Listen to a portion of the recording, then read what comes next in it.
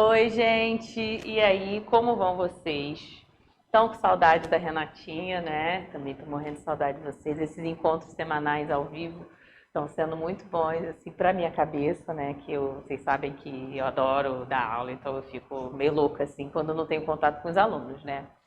E me identifiquei muito com a turma de segundo ano, talvez, né, porque é um grupo muito mais focado, né? Então, vamos lá, vamos continuar. Nossa última aula nós falamos sobre os répteis, né? Os répteis têm muitas coisas que vocês podem aprofundar. E a nossa aula de hoje, nós vamos falar por esse grupo que é tão amado por mim, que eu fico louca quando eu vejo aqueles passarinhos. E, gente, em Angra tem canário solto, aqueles coloridos todos no jardim. Eu vejo tudo isso, eu fico louca. Então, eu vou falar das aves hoje. Bom, as aves, né? Quando a gente vai estudar as características das aves, a gente precisa observar que essas características, eu tenho características que são inerentes do grupo e tenho características que são inerentes do grupo relacionadas à capacidade de voo do nosso animal. Pergunto para vocês, o animal, se for muito pesado, ele consegue voar? Não, não, não, não, não. Então, ele precisa o quê? Ele necessita de adaptações para que ele possa conseguir a capacidade de voo tão esperada que a gente tem. Desde a época dos dinossauros, a gente tem aves ou répteis que voam. E é muito interessante a gente analisar que a gente hoje detém provas que eles compartilham ancestrais comuns, né, com os jacarés, por exemplo. E a gente fala que o parente mais próximo que a gente tem dos dinossauros hoje são as aves. Olha que legal, gente. Por quê? Por conta da ancestralidade. Lembra que quando a gente está estudando qualquer grupo, a gente está estudando a evolução que houve no grupo anterior para que a gente pudesse desenvolver um grupo novo. Então, assim, a gente está falando de aves que são descendentes das aves que viveram lá no passado, na época dos dinossauros. Bom, primeira adaptação que esses animais apresentam para o voo é a forma do corpo deles. Eles apresentam um corpo aerodinâmico que vai permitir o quê? O voo. Esse corpo aerodinâmico, ele é coberto pelas penas, por estruturas que vão fazer com que o animal consiga voar. Bom, Renatinha, peraí. A gente sabe que os pinguins são aves também, são animais, porém eles não voam, verdade, gente? Lembra que a gente, em algum momento, você já estudou seleção natural, né? Esses animais, por eles estarem presentes em ambientes muito frios, as asas, elas deixaram de ser estruturas que fazem com que o animal voe e são estruturas que vão fazer com que o animal nade. Eles foram adaptados para sobreviver naquele ambiente. Então, pinguim não voa. Não adianta você achar que pinguim voa, porque ele não voa. As asas dianteiras são adaptadas para o nado, tá? Coloquei ali para vocês também. Membros anteriores transformados em asas. A gente, quando analisa, né, uma ave, a gente percebe que existem asas de tamanhos diferentes. E essas asas de tamanhos diferentes vão fazer com que eles planem. A gente tem a asa planadora longa, asa planadora larga, que quando a gente faz a faculdade, a gente estuda essas diferenças anatômicas nessas aves, que vão fazer com que o animal gaste mais energia no seu voo ou menos energia no seu voo. Presença de um bico córneo. Todas as aves têm bico. E assim, um comentário que eu vou fazer para vocês, né, de um vídeo lá que faz com que as pessoas deixem de comer carne, é que na produção de frango, eles cortam o bico do animal para que eles não briguem, né, não se biquem. É uma mutilação no animal, né, muito ruim. Eu acho que a gente precisa rever, né, essa forma, né, de criação. Outra adaptação que a gente tem aí das aves é a presença de ossos pneumáticos. Esses ossos, eles apresentam pequenos furinhos ali dentro para quê, gente? Para diminuir o peso. O ar ele fica passando por ali, eles têm essa abertura e acaba diminuindo o peso do nosso animalzinho e ele consegue voar. Característica que você não pode esquecer da vida de vocês. Lembra que nós falamos dos répteis, que eles não conseguem ali manter a sua temperatura? Quem mantém a temperatura do corpo deles é o ambiente? Aqui a gente já tem os endotérmicos. O nosso metabolismo, o metabolismo dos mamíferos, assim como o metabolismo das aves, ele é o metabolismo mais eficiente. Essa eficiência faz com que internamente o nosso corpo gere calor. Então nós não necessitamos mais do ambiente para manter a nossa temperatura corpórea, nem nós nem as aves, né?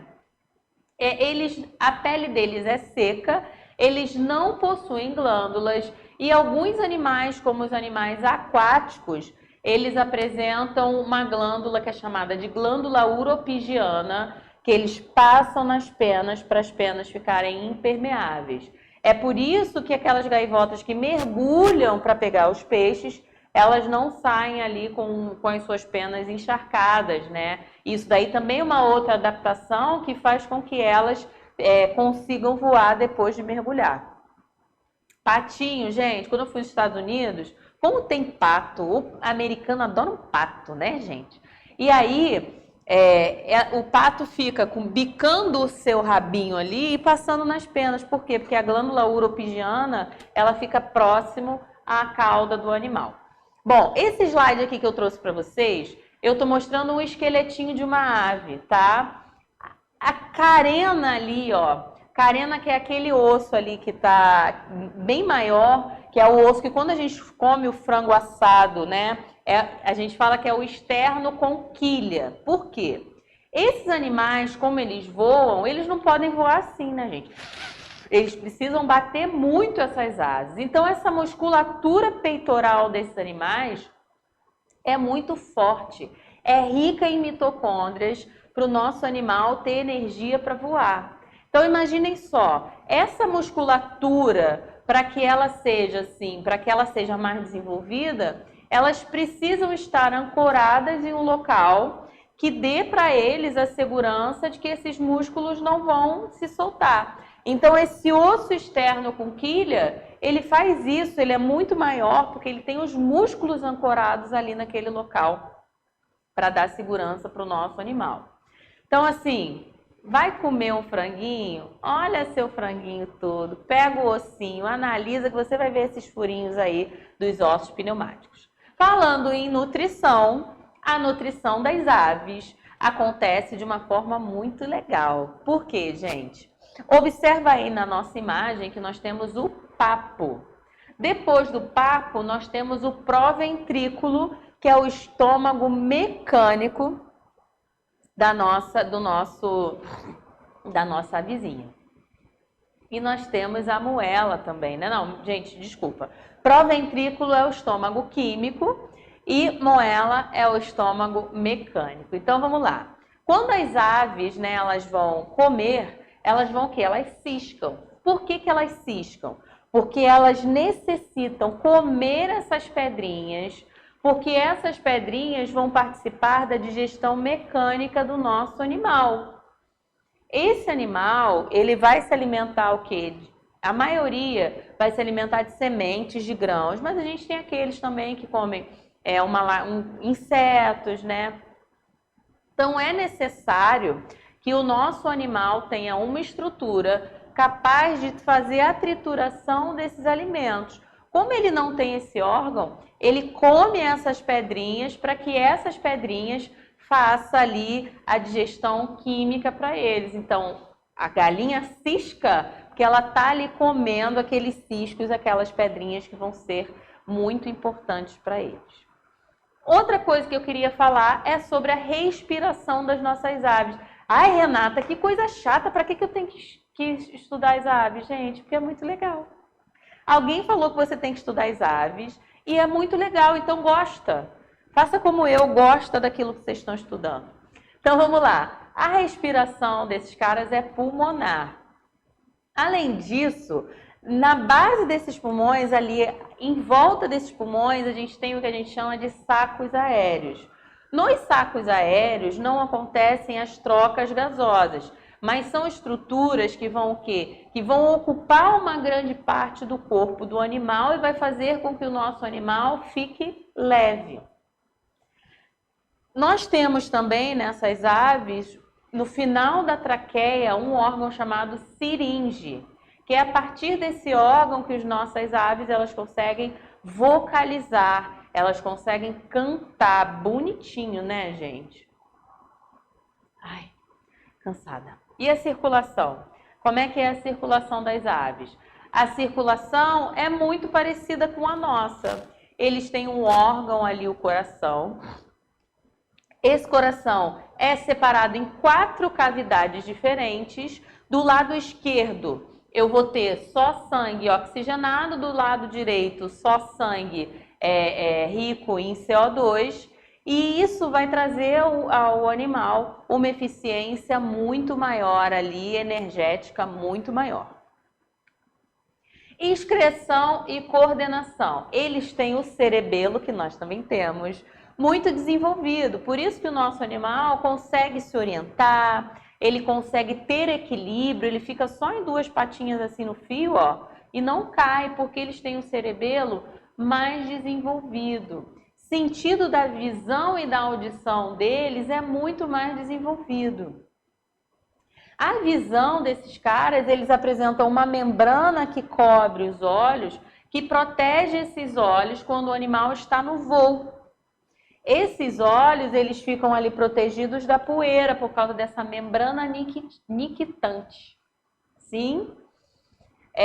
Que mais a gente tem? A forma de excreção também é um detalhe que você não pode esquecer nas aves. Elas excretam ácido úrico. Por quê, gente? Esses animais são ovíparos, eles botam ovos. E essas excretas, elas ficam guardadas ali dentro do ovo. Imagina se eles excretassem amônia, por exemplo, né? Esse animalzinho que está lá dentro do ovo, ele não iria sobreviver, ele iria morrer. Então, o fato deles excretarem ácido úrico, sai fezes e urina tudo junto naquela pasta branca que a gente toma no meio da terra. Aí você fala assim, que azar que eu tive hoje, que droga. Eu falo que azar não, eu falo assim, ai gente, que sorte eu tive hoje, né? Quanto tempo isso não acontece comigo, tomar uma cagada de bicho no meio da testa, né? Outra característica que nós temos, reprodutiva. Eles apresentam os sexos separados. Alguns deles apresentam pênis e eles apresentam glândulas do oviduto que produzem a clara e a casca. Bom, se eu nunca falei para vocês sobre essas glândulas do oviduto, né? A clara e a casca, elas são produzidas posteriormente. Por que a gente come a carne, o ovo de galinha? Porque essa clara e essa casca, ela é recebida bem antes, ali bem próximo da porção inicial da cloaca. Então, o nosso ovo, ele se contamina muito menos ali com as fezes, com a urina e com o ácido que é liberado ali na excreta. Quando a gente está falando ovo de pato, quando a gente vai, por exemplo, lá em algum local, uma fazenda, fala assim, come ovo de pato. Ovo de pato é muito saudável, você come e fica com diarreia, porque é muito forte. Gente, mentira. É porque ali o oviduto dele, né, ele é mais externo, é mais próximo da cloaca. Então, esse ovo, ele vai sendo o quê? Ele vai sendo contaminado, né, pelas excretas, pelas fezes dessa ave, até ele receber a casca e a clara.